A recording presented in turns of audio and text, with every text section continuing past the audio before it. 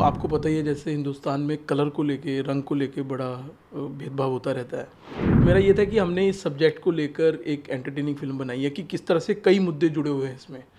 इलियाना ने बोला भी कि मैं कैसे मतलब हरियाणवी उसको एक चैलेंज, क्योंकि बाकी उन्होंने आज तक हमेशा ग्लैमरस रोल किया हुआ है। तेरा क्या होगा लवली रिलीज़ हो गई है इन सिनेमाज एंड बहुत ही प्यारा रिस्पांस मिल रहा है हमें सोशल मीडिया पे सब जगह। It's got a very good message. हमारे यहाँ पर एक स्टिग्मा है डार्क स्किन को लेके, हमने उसको एड्रेस किया।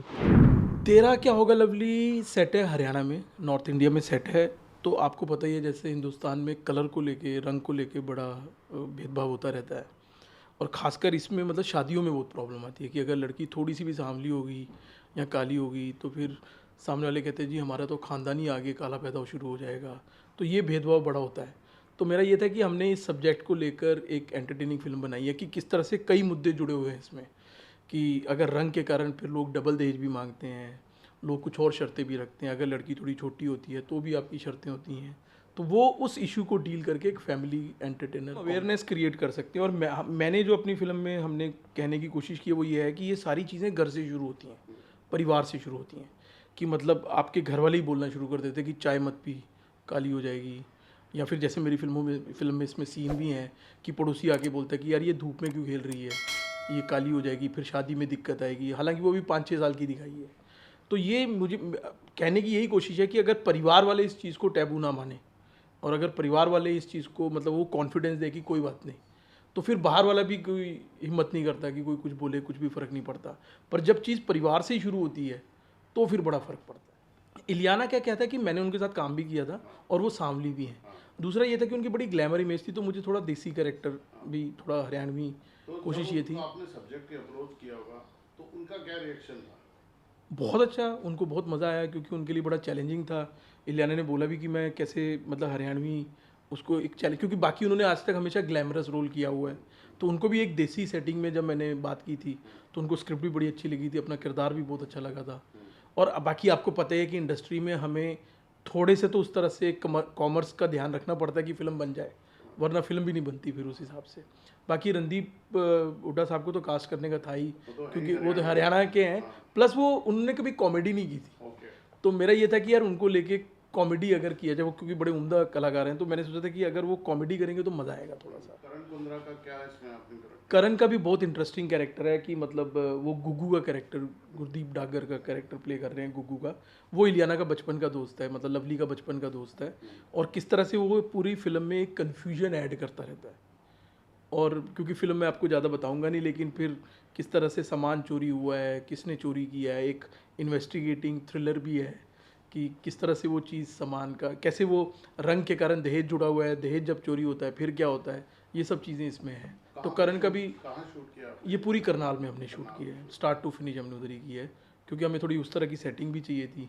तो हमने सोचा कि हरियाणा जाके शूट कर दे, तो हरियाणा में मज़ा बड़ा है शूट करते सर, हैं। आपकी फिल्म आई तेरा क्या होगा लवली, प्लीज बताएं हमें इसके बारे में, क्या कैरेक्टर है आपका इसमें? सर पहली बात तो तेरा क्या होगा लवली रिलीज़ हो गई है इन सिनेमाज एंड बहुत ही प्यारा रिस्पांस मिल रहा है हमें सोशल मीडिया पे सब जगह। एक छोटे से शहर की इट्स अ सटायर।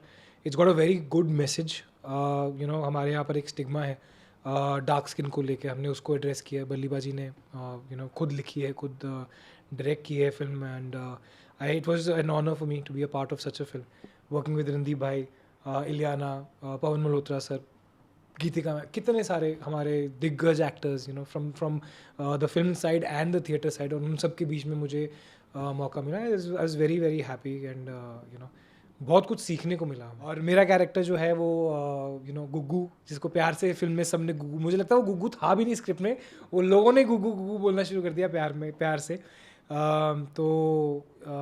बहुत ही प्यारा सा कैरेक्टर है, सीधा कैरेक्टर है, अपने दोस्तों के लिए मर मिट जाने वाला कैरेक्टर है। और जब आप फिल्म देखेंगे तो बहुत ही सारी कन्फ्यूजन जो है वो गुग्गू की वजह से क्रिएट हुई है। इलियाना का सबसे खास दोस्त है, बचपन का सबसे खास दोस्त है, और इलियाना के लिए कुछ भी कर सकता है, जो हमारी कैरेक्टर है लवली, जिनके नाम पे फिल्म है। तो बस बाकी आपको फिल्म में देखना पड़ेगा। सबसे मुश्किल जॉनर है लोगों को हंसाना, उसको लिखना और उसे एग्जीक्यूट करना, और अगर वो लैंड ना करें, लोग ना हंसे, वो बहुत मुश्किल है। आई थिंक आप भी मानेंगे ये बात। तो हैट्स ऑफ टू एवरीबडी जिन्होंने इकट्ठे होकर ये फिल्म बनाई, सब एक्टर्स, सब क्रू मेंबर्स, सबके सब जिन्होंने हमें बहुत पुश किया, बल्लीबा जी ने। तो मज़े आते थे बहुत ज़्यादा, क्योंकि हम he is not somebody who is very strict कि मुझे यही चाहिए। सीन से पहले हम लोग सब बैठते हैं विद द डायरेक्टर, अच्छा ये सीन है, इसमें ये करना है, करण तेनू की लगता की करना चाहिए था, हाँ ऐसे करते हैं। अच्छा आपका सर, पवन सर, आपको क्या लगता है क्या करना चाहिए? पवन सर बोलेंगे मुझे लगता है ना, मुझे यहाँ पे ये करना चाहिए, तो वो भी लैंड करता है। हम लोग डिस्कस करते थे, हंसते हंसते डिस्कस करते थे, और जो चीज़ अच्छी लगती थी जिस्ट को पकड़ के हम करते थे। एंड ऐसे ही हमने पूरी पिक्चर की है रणदीप भाई के साथ भी। हम कितनी सारी हमारी फ़ोटोज़ आप देखोगे, हम शॉट के बीच में ही हंस पड़े हैं, और इतने सारे लोग, इतने अलग अलग टाइप के कैरेक्टर्स उस फिल्म में है कि वो तो एक शादी का माहौल नहीं होता जैसे, तो वो शादी का ही पूरी फिल्म है, तो उतने लोग, सारे रिश्तेदार, फूफा, मामा, मासी, सब बहुत मज़े किए हमने। लास्ट में हमें सीरियस, लड़की को पसंद करने के लिए क्या उसका रंग मैटर करता है? नहीं करता है। देखिए अट्रैक्शन एक बहुत ज़रूरी चीज़ होती है, मैं वो वो मैं नहीं मानूंगा कि यार आप जिससे अट्रैक्टेड नहीं हैं, लेकिन अट्रैक्शन अलग अलग टाइप की होती है। एक फ़िज़िकल अट्रैक्शन होती है, एक इंसान कैसा है, आपकी कैसे बनेगी इसके साथ, मेरी ज़िंदगी कैसे कटेगी इसके साथ। 4 या 5 दिन के बाद आपको इंसान की खूबसूरती या उससे जो टिपिकल फॉर्म होता है सुपरफिशियल खूबसूरती से आपका मन हट जाता है। फिर इंसान कैसा है उस पर डिपेंड करता है। जिस तरह से मुझे पसंद है, क्या ये लड़की वैसी है या ये लड़का वैसा है, मुझे लगता है कोई भी, आप भी यही सलाह देंगे अपने बच्चों को, मैं भी यही सलाह दूंगा अपने यंगस्टर्स को कि यार don't be superficial about it, क्योंकि ज़िंदगी बहुत लंबी है और साथ में काटनी है, तो तभी गलतियाँ होती हैं, फिर ही ब्रेकअप होते हैं। इसलिए, और ये कॉन्सेप्ट जो है गोरे रंग का, ये सब वेस्टर्न कॉन्सेप्ट है, ये अंग्रेज़ों की वजह से आया, क्योंकि हमारा कल्चर जो है उसमें कभी ये था ही नहीं। आप कोई भी गोरे रंग के बारे में तो अब गाने बनने शुरू हुए हैं। आप 100 साल, 200 साल, 1000 साल पुरानी आप किताबें निकालिए, ऋग निकालिए, वेद निकालिए, कहाँ लिखा उन्होंने ये सब? इतनी बड़ी बड़ी बातें हुई हैं उसमें, इतनी नॉलेज भरी बातें हुई इस बारे में बात, क्योंकि कभी था ही नहीं। ये तो अंग्रेज़ों ने हमको आके बताया कि आप हमसे छोटे हो क्योंकि आप गोरे नहीं हो। ये फैसिनेशन वहाँ से शुरू हुई और अनफॉर्चुनेटली गई नहीं है।